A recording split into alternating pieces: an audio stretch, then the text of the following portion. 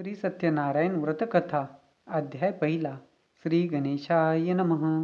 श्री गजाननाय नमः. आता श्री सत्यनारायण कथेचा अर्थ सांगतो. एकदा नैमिषारण्यात राहणाऱ्या शौनकादिक ऋषींनी पुराण सांगणाऱ्या सुतांना प्रश्न विचारला.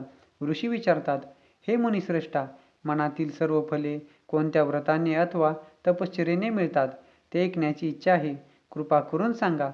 सूत सांगतात, मुनी हो, नारदांनी हाच प्रश्न भगवान महाविष्णूंना विचारला. त्यावेळी विष्णूंनी नारदांना जे सांगितले तेच मी तुम्हाला सांगतो. सूत सांगतात, मुनी हो, नारदांनी हाच प्रश्न भगवान महाविष्णूंना विचारला. त्यावेळी विष्णूंनी नारदांना जे सांगितले तेच मी तुम्हाला सांगतो.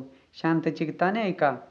एकदा महायोगी नारद मुनी जनतेवर दया करावी अशा बुद्धीने अनेक लोकात फिरत असता मनुष्य लोकात आले आणि मनुष्य लोकात पूर्वकर्माप्रमाणे अनेक योनीमध्ये जन्म घेऊन अनंत प्रकारची दुःखे सर्व लोक भोगीत आहेत असे पाहून कोणत्या साधनाने त्यांची दुःखे नक्की नाहीशी होतील हा विचार करून नारद मुनी वैकुंठात गेले.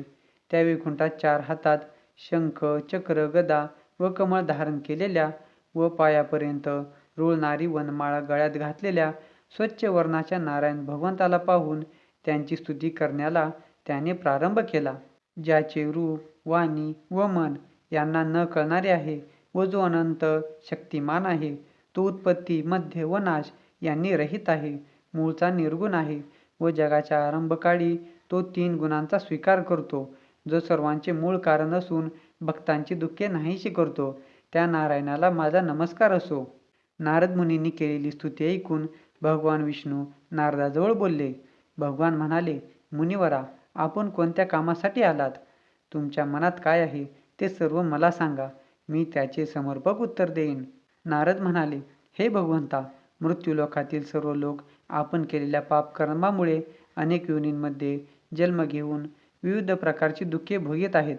नारद म्हणाले, हे भगवंता, आपली कृपा जर माझ्यावर असेल तर या सर्व लोकांची दुःखे लहान अशा कोणत्या उपायांनी नाहीशी होतील ते सर्व सांगा, माझी ऐकण्याची इच्छा आहे.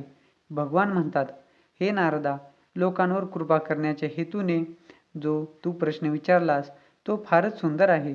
म्हणून जे व्रत केल्याने जीवाची सर्व दुःखे नाहीशी होतात ते व्रत मी तुला सांगतो, तू श्रवण कर.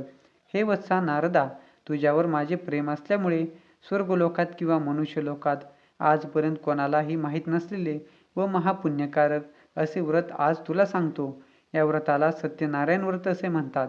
हे व्रत विधीपूर्वक केले असता व्रत करणारा मनुष्य या लोकी सर्व काळ सुख भोगून शेवटी आनंदरूप मोक्षपदास जातो.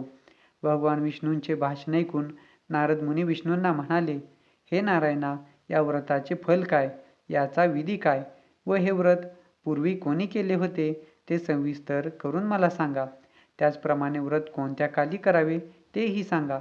हे नारदाचे भाषण ऐकून भगवान म्हणाले, नारदा, हे व्रत दुःख, शोक यांचा नाश करणारे असून धनधान्य यांची समृद्धी करणारे आहे.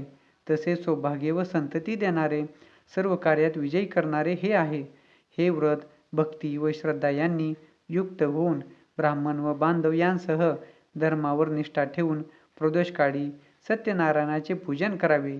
केळी, दूध, शुद्ध तूप, साखर, गव्हाचा रवा यांचा केलेला प्रसाद भक्तियुक्त अंतकरणाने सत्यनारायणाला अर्पण करावा. गव्हाचा रवा न मिळेल तर तांदळाचा रवा घ्यावा. साखर न मिळेल तर गूळ घ्यावा. वरील सर्व वस्तू सव्वाप्रमाणे एकत्र करून त्यांचा प्रसाद सत्यनारायणाला अर्पण करावा. आपले बांधव व मित्र यांसह सत्यनारायणाची कथा ऐकून ब्राह्मणाला दक्षिणा द्यावी व नंतर बंधू बांधव समेत नारायणासमोर गायन व नृत्य करावे. हे पूजन आदी सर्व कृत्य पवित्र देवालयात करून सत्यनारायणाचे स्मरण करीत घरी यावे किंवा आपल्या घरी देवघरात पवित्र ठिकाणी करावे. पूर्वी सांगितल्याप्रमाणे भक्तिभावाने हे व्रत केले असता मनुष्याच्या सर्व इच्छा पूर्ण होतात. कलियुगात सर्व जीवांना दुःख नाशाचा हा एक सोपा उपाय आहे. सत्यनारायण कथेतील प्रथमाध्याय या ठिकाणी पूर्ण झाला.